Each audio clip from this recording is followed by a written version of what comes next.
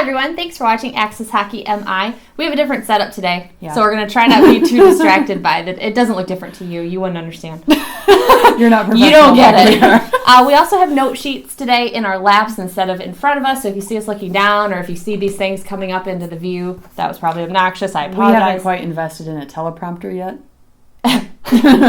We're never going to invest in a teleprompter. Imagine controlling the remote at the same time as trying to read it. It's already hard enough, okay? I know, right? Okay, so today we are officially done with the Grand Rapids Griffins season. They have just been officially, they were officially knocked out a couple games ago, but the last season, or the last game of the season was just played, so we're going to do a season recap of a lot of things. Yes. So we're going to talk about, basically, the whole thing's going to be what we have to look forward to. We want to focus on the positive because we can, and it's our that video. is what we want to do. Do what we want. We're mostly going to be talking about the leadership, the debut, the Toledo involvement, and the overall growth that we saw through the team throughout this year. Of course, it didn't end how we wanted it to, but that's okay. But we did end with a win. Because, of course, you want it to end on a Calder Cup victory. Of course, that's what everybody wants. That's what you're playing for. You don't play just to play. You want to get that trophy. I think they were merciful to us because there's construction downtown. You imagine a sellout arena every weekend with that place? It would have been something, but we would have done it. So we're going to we're going to talk about a lot of stuff. So Rachel's going to timestamp it all in the description so you guys can skip ahead to where you want to watch or, watch the whole thing because we really like that when we do. So let's just get going. We're going to start with the leadership. So we want to first focus on the guys that were the technical captain alternate roles. Right. So the ones that were actually labeled as such throughout the season. Because if literally labeled. Yes. Lashoff being the first one. He had 16 points in 67 games played. He's been the captain since the 2021 season. He was alternate for a very long time forever. Before that. He's only been with our team. On paper, last season, he was transferred. He was traded on paper to, I believe it was Tampa. It was Tampa, yeah. But it's not even on Elite Prospects, which is where we get this data. So if you're ever wanting to know where we get all these point data, you can either go to the Griffins website or Elite Prospects. We call them either one directly. So Lashoff, of course, being the captain, he's going to be the one that you look at first for the leadership, of course. And he shows that in many different ways. He doesn't have a ton of points, his defenseman for the Griffins, but his just overall demeanor, he's the number one guy going to talk to the refs. He's very passionate about the game. You can tell it in how he skates and how he plays and how he just feels for every game, too. Right. He doesn't get, fired up either. I think as we watch these teams, and we look at the leadership a lot with these teams, just to see how, because the leadership sets the tone for the rest of the roster and the rest of the guys, and that's what's so critical about their particular role in general. But I think with Lashoff, the biggest difference is that he carries it in a mature way. He will get fiery if he has to. And when he does, it's always like a whoa. It's terrifying. Listen to this guy. He's got a long fuse, and when he does finally lose it, it's just he's hit that wall and he's mad. But it's always for the team. It's not him getting personally offended by anything, and I think that carries a lot of weight with leadership. He's probably the most mature of the team, of course, which speaks to him being captain. Right. He's been with us forever. Yeah. Why don't you take number 2? Yes. Kyle Criscolo. He was one that has returned to the Grand Rapids Griffins. So anyone who watched the 16-17 playoff run remembers Crisco. Playoff run and 2017 victory. We won. I mean, obviously. We had a lot of rookies on that team, too, that season. But Crisco, he is 110% every night. There is never a night where I watch him he really didn't put forth that much of an effort. He is if he stays long enough with the team, I can see him being a captain role eventually with any team he lands on. Right now, he's been alternate. I think because he was captain from Harvard. We had gotten him from Harvard back when we had him in 2016-17. And Criscolo, like Lashoff, has a long fuse. Criscolo has a never-ending box of energy. That guy can be on the ice for multiple minutes at a time. And yet still be out there. I think he breathes when he's done. Breathing his heart out. This guy, he doesn't stop. And that's such a huge asset to a team. He just pushes through everything. He's a little spark plug. And I think with him, too, he's smaller, but he's incredibly vocal. Whereas Lashoff is very calm. Crisco, he's going to get in it. He doesn't care how big you are. He's going to get in there, but he's also a producer, too. So he balances that out really well. Yeah, for sure. Definitely good on the board work. He's good on the face-offs, all that kind of stuff. Scoring. He's an all-around guy that you want to see on your team for sure. And he's just been, of course, that for our team. So the next one that we would like to highlight would be Dominic Shine. Shine is clearly a favorite of ours. We talk about him all the time. Sometimes we have to be like, okay, let's not talk about him again.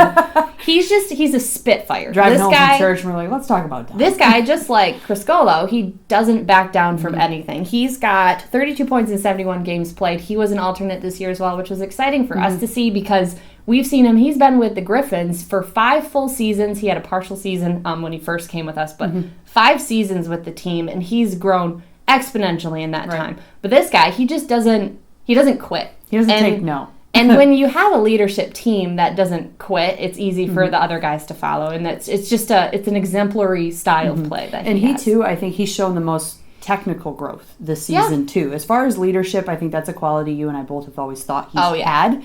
But technically speaking, he's not one of those like stunner high skill players. But this season, I feel like he's definitely grown in that way. Yeah. And it just goes to show that no matter where you're at in your game, you can always get better. And I don't know if it's the most on the team, but he did end the season with 141 penalty minutes. I believe he held that for He actually ended up getting suspended for a game because he instigated 3 games in a row fight. But hey, the thing is, on our team this year, we didn't have a lot of that as far as enforcer types. He was the guy that he gets in there and gets chippy. Yeah, he gets used to wearing a cage about halfway through. Yeah, he breaks a lot of his nose a lot, that kind of stuff. But he's a fighter, and I love seeing that on the team. Yep. And then last but certainly not least, as far as leadership goes, is Turner Elson. Certainly not least. Definitely not least. He is a 9-season pro. He spent, 4 or 5 seasons with us, might be even 6 now. But he has been just a major foundational piece with this team for this season and in seasons past. He is a gritty. He's not a pretty skater. He's not a pretty player. It's not necessarily physically, but like actual skill. His style's not pretty. Yeah, style. But he's always the one in the OT situations, power play situations, shorthanded goals. He's always leading the team with shorthanded goals. He is very opportunistic, and he has got one of the best attitudes. He's just an all-around good guy. And he had probably his best season in his career with Grand Rapids, and we just love having him. And I think for him, not only his production, but his attitude. Yeah. And with all these guys, their attitudes are things that lift up the team, even when we are getting clobbered 6-0. He's still out there trying to do everything he possibly can. That's one thing that all these guys do is go out there and do their job. They don't stop until the job's done. Yeah, Elson had 45 points in 73 games played. He also had 2 games played with the Red Wings, which was his first time with the Wings, in the NHL since being signed with us. And then Criscolo had 39 points in 57 games played. In 6 games in the NHL this year. So believe it or not, all 4 of these guys we just talked about, their contracts are ended. 21-22 season. So that would be this year. We're going to talk a little bit more about that end of the video, but so first, just to recap, leadership. That was a very awesome thing to see grow this season. And I think they grew together too. They did grow together, and if you notice, something common about all 4 of these guys is their engine, the just ability to just keep pushing through no matter what, their ability to have that energy no matter what. It's just... The crowd loves it too. It's great. It gets them all in it. It gets us fired up, and it's awesome to see. It is. So then we kind of want to talk about next would be the debuts. So this would be we've seen a lot of people on this team this year. We've seen a lot of transitory people, a lot of people that we were weren't they supposed to be in Toledo? Weren't they supposed to stay in college? That kind of thing. So first we want to talk, technically not a debut, but Seth Barton had more of a season this year than last year. Sadly, he, I believe, is injured again. Yes. So we would say injury prone currently. Get better, buddy. Gotta get healthy. And as you probably can guess, if you don't play a lot, you're not going to get a lot of looks. Right. Yeah, and Barton... So 20 games played this season. He's one guy, and I'll link to the previous video, because we did talk about him at the beginning of the season when he came back. He was healthy. And excited to see him grow. Very excited to see him grow. Maybe we're the jinx, I don't know. But he did. He did make very impressive strides within the time that he was actually on the ice. Yeah. I would say the biggest things about him that I noticed, at least this season, comparatively to the few games he had last season, he does have a lot of drive. He has a lot of good intentions, and I think the execution of it is where he faltered. And, of course, his physicality, he's not quite healthy all the time. Right. But he does have the mind for it. I think it's just a matter of connecting the mind to the actual action. And he has time. He has one more season. Right. I assume if he can get healthy, he would be, of course, Grand Rapids for this season and hopefully be that piece that we're talking about, the foundational piece, that would eventually see Red Wings ice. He did 6 points in 20 games played. He was a lot of power play, penalty, kill roll. We did see a lot of course, blunders, if you will. I think his acceleration needs some work, but this is all, of course, we're not pros. This is all stuff that I'm sure he sees. These guys are showing video probably way too much, and they're like, I get it. I know how I skate. Thank you. Barton would be just someone we wanted to mention as a debut, but he technically played last year. I'm looking forward to a full season next season to really see how he embraces a full load. Yes, agreed. So that'll be interesting. Who would be the next? Kirill Tuchayev. Who sadly was... He was off to such a good He was cut start. before his bloom. So this was his rookie season here in the U.S. And he skated in 9 games, had 3 points. I think 2 of those were the opening game, and then he got injured, something with his shoulders. And he has been out for the remainder of the season, which is incredibly disappointing because this is one player that we have been waiting for and excited to see just because of his as skill. a drafted guy. We're always excited and waiting to see what the drafts end up looking like. And I think just in his sample size, he is incredibly high skilled. He is small. So, and like Janae and I, we talk off camera about this kind of stuff all the time, where it's like, yes, you can be a small elite player in the NHL. It is possible. Yeah. But you have to be so far above the other players that are more physical than you and bigger than you to out-deke anybody. And the bigger guys who are as skilled as you. Yeah. Because, McDavid's not small. They will crush you and take Crosby's the puck not and small. Yeah. Larkin's not small. No. So these guys who aren't small and can still be as skillful as me. So you got to bring something else to the table, I guess, is the thing, if you're going to push it. But that's a small, like I said, you had a small sample size this year. 9 games played. It's not a lot of time. So, again, he's another one we'd like to see keep going. Right now, it shows his contract would have been up this year, at least with us. But, of course, with injury, you don't know how that looks as far as, like, if they have injury reserve, it doesn't count toward their contract. It's that kind of stuff. He didn't even hit his 10 games. So, yeah. With him, it's going to be cool. Again, just like Barton, to see these guys getting dropped from where he was playing in Russia to the AHL, it's a huge difference as far as physicality. So maybe it was just a shocker. Now he knows. Yeah, right. And then quickly touching on some of the college guys, we got in a pinch simply because of call-ups, because of injury. We had quite a lot of that going on. We had a Drew Warad, Trenton Bliss, Samuel Doug McFalls. All of these guys played. Warad and Doug McFalls played 11 games and both had 4 points. They produced in the times that we needed it. I think Doug McFalls had really good play style. I enjoyed seeing him play. I liked his style. And Warad was good on, I think he was even put on power play, Warad was. Yeah. So these guys who wouldn't have gotten a chance otherwise in just this crazy year that we've had got a chance, and I think that's pretty cool and worth a shout out. That's Stick pretty taps neat. to you boys. It's pretty cool. It's a cool opportunity. I think they all made the best of it, and who knows, this could land them in a good situation for future contracts. People look at them, the guys who aren't typically looking in college. I mean, if you see them playing on the Griffins and they're making points and they're having a good time, I think it's going to be good for them in the future. Yeah. So then next up would be the ECHL contribution of the season. Can we just say thank you for helping Thank you us so much. As I said, we've had so many new faces. Yes. So much transitory play. So much. I swear there's like 3 different guys every night. Every night we were like, who are these guys? A lot of this came from Toledo, of course. So thanks for helping us out. You've been great. We're going to talk about a couple of the notable ones, the ones that played probably a little more than the others, and then we'll just mention. So just mentioning, of course, Patrick Curry, Max Humitz, Bradford. We got Meyer, Hillman, and McKenzie. I mean, apart from that, we got Dickinson and Martin. Literally goes on and on. I only wrote some of them down. But let's talk a little bit about Josh Dickinson. Josh Dickinson is one that I honestly didn't have very high expectations for. When you get all these emails and notifications of like, oh, they're signed with PTO or ATO or they're not transferred. Why do we keep saying transfer? They're called off from Toledo or wherever in the ECHL. Honestly, the leagues are so different and it's such a temporal move most of the time that it's really hard to invest into the player. And it sounds terrible to say, but if we're like, oh, he's going to be there 2 games and then back to Toledo, what's the point? But Dickinson stuck around, and I really, really enjoyed his grit. And he seemed to be in the right place at the right time in really critical moments. Yeah. And he didn't play, I think, in the beginning, I think he was a little almost nervous about it, but he seemed to match the play style of the AHL really well, and he took that pressure well, which is not something you always see when guys get called up from the ECHL. It is a different style of league. I've heard people say it's like, going to the pros from beer league. ECHL is not beer league. But just saying that the pressure and the skill level is just that much higher. And I think he made the transition really well. And he was a huge factor in our team. Yeah, he played 48 games and had 13 points. So the points I don't think speak to, I was actually surprised that he didn't have more because like Rachel said, at key moments he would come up and we'd be like, that's exactly what we needed. So having a guy like that on the team is clearly great. So Jonathan Martin was another one that was probably one of the more consistent ones. Very much more chippy, of course, than Dickinson. He's not afraid to throw a punch. He's not afraid to defend himself. It's nice to have someone like that on the line. It's nice when you've got him, you've got Shiner. And he can defend himself too. Whether or not at times it got ahead of him or not, it happens all the time, like with any player, of course. Tempers run wild. Martin has 60 games played and 16 points. So just a body out there, getting it, making a line.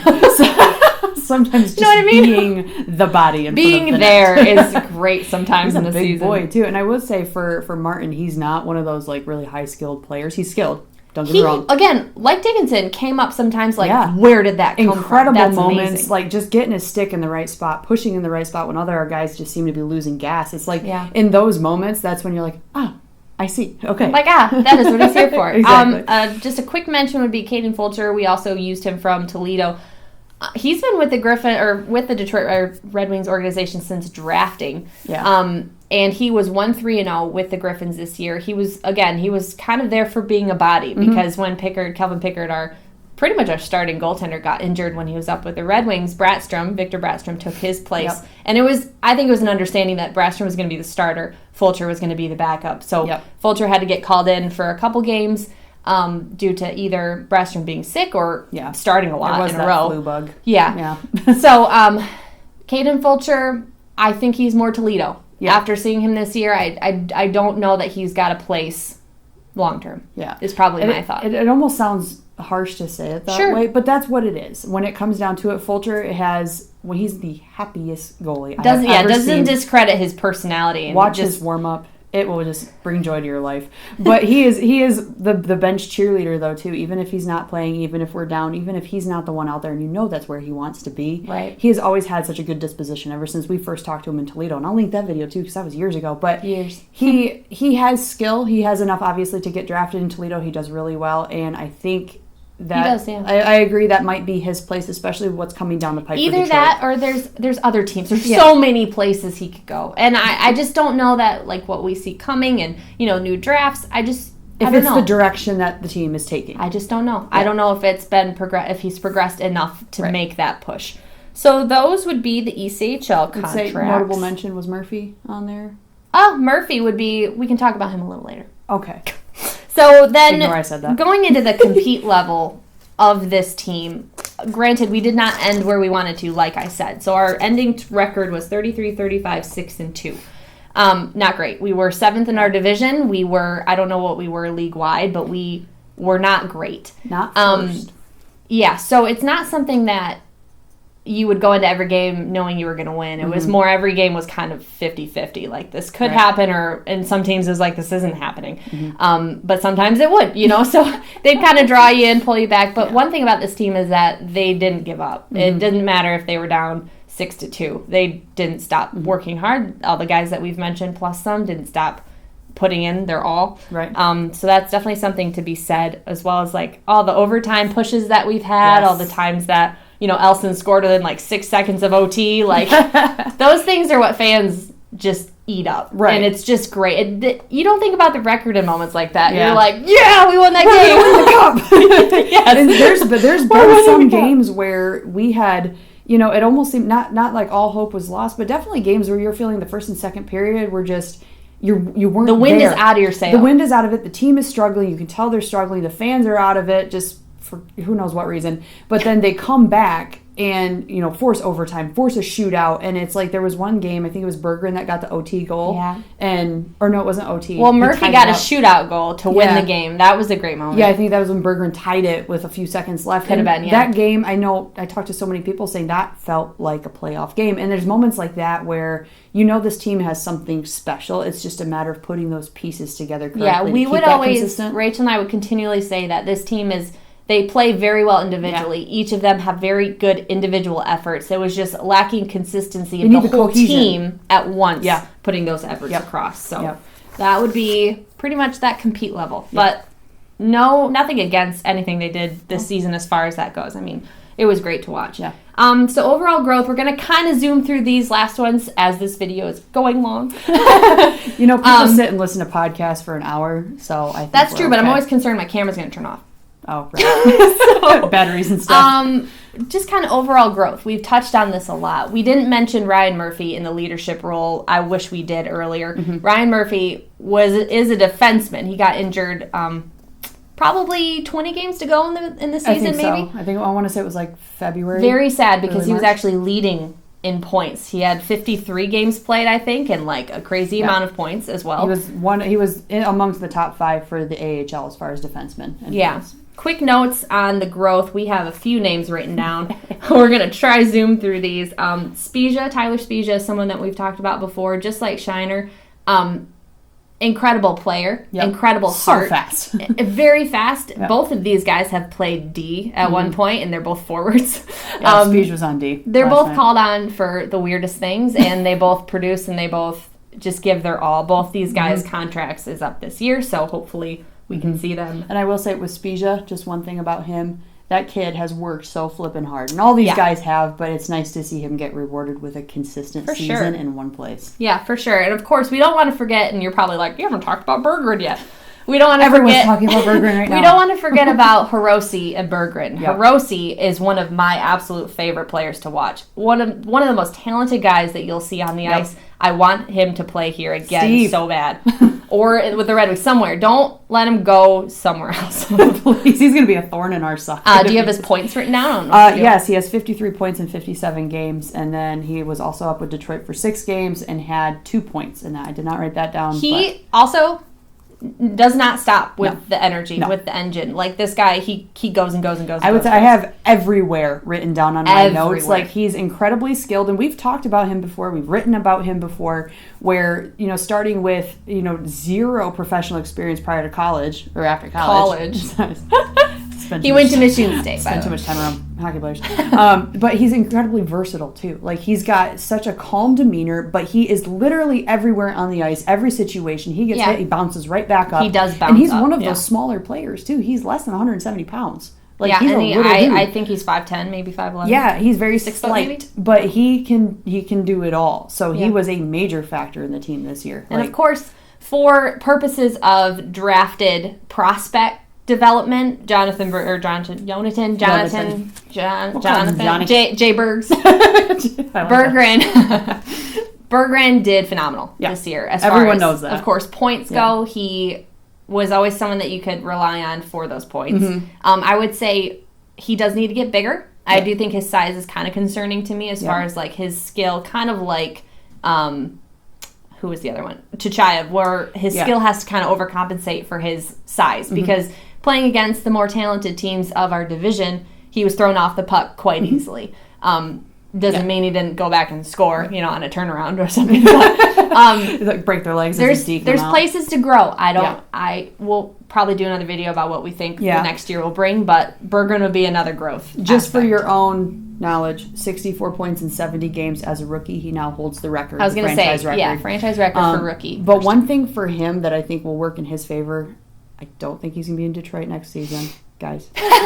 I was hoping we'd do another video about that. Shoot me later. But it's a joke. It is. Please don't. I really liked his demeanor and how he approached the game. He is young. He is a rookie, but he didn't come into it like, I'm new here, because sometimes you can tell when they're a little bit newer. He played like he's been there forever, and I really appreciated that, and I think that's something that's going to carry him far. And he doesn't seem to be emotional in a bad way. No.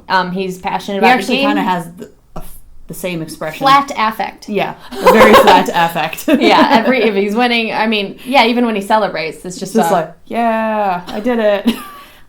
Maybe it gets old when you score so much. Of course, Brattstrom, we do want to touch on him because we talked about him a little bit. He had 11, 16, and 4 was his total record for the year. So that adds up to be a .89 save percentage and a 3.32 goals against. Not great, but we saw so much improvement. Yes. This doesn't account, of course, for the team in front of him. This doesn't account for the teams we play. Do you know what I mean? I know what you mean. It does account for those things, but it doesn't. This is where looking at the stats doesn't do him justice. You have to watch him. You have to, and I think with taking on that role in the beginning of the season, he struggled, and we relied heavily on Pickard. When Pickard got injured, Brattstrom stepped up so much that, everyone loves now that he does a cartwheel across the ice. He does somersaults or cartwheels. Or somersaults, yeah. Come on, buddy. That's awesome. Sweet. Just please don't hurt yourself. But he had taken on that role, I think, and that responsibility and the pressure with such grace.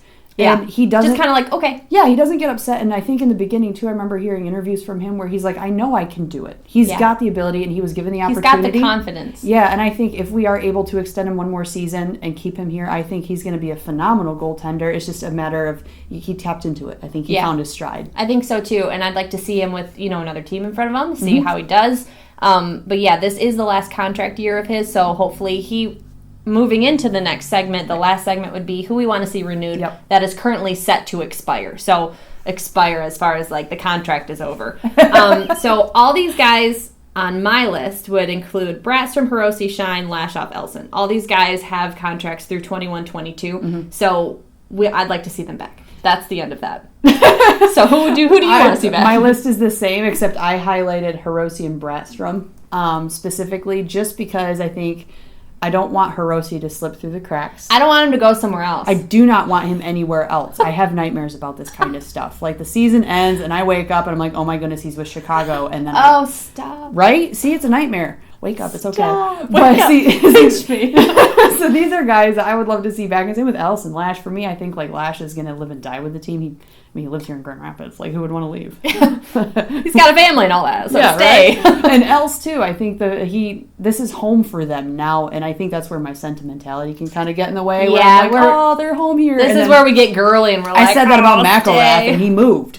Yeah. So I think I want to see these guys for sure re-sign, but out of all of them, Hirose and Brattstrom, I want to see them get one more chance. That'd be great. Not even one more chance. Like, I think Hirose is definitely proven himself. He doesn't need a chance. He's taken the chance. That's a whole other video. I feel like it would be a wasted opportunity if we didn't sign him. We don't want him to slip. That's basically it. Hirose, if you see this, please make your petition. Like, call Steve. I will sign it. Right. Okay. We'll all sign it. So that is a very long synopsis of the 21-22 season for the Griffins. I thought you said very long Sinatra. I think we should have Sinatra Frank playing. Sinatra. It's a long Sinatra. Yep.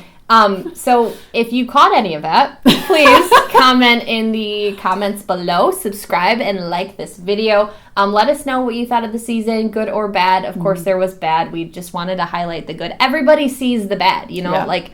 They see the bad and then they see the cherries on top and not the stuff. We want to pull out the good. Yeah. Like, I don't know. That's how I think of things. Yeah, and this team has a lot. We have a lot of growing to do on all levels, but it's moving in the right direction, and I think it's really encouraging, even if we don't make the playoffs, to see what direction that is. Yeah. I think we have a clear grasp on the bigger picture. And we will talk about the whole Blashill and the other guys not being renewed, but we wanted to talk about this first. So, we'll have some opinion. We wanted to sit with it for a little while, so we're going to do that. We're not into the clickbait thing. No. So, like I said, comment below with any observations or maybe your favorite moment from the season. That would be great to read, just reliving some memories. Let us know in the comments, and thank you so much for watching and for the great season, and we will still be here, covering all the other stuff. Yeah, we'll see you next week. Yeah, we'll see you next week. Bye, guys.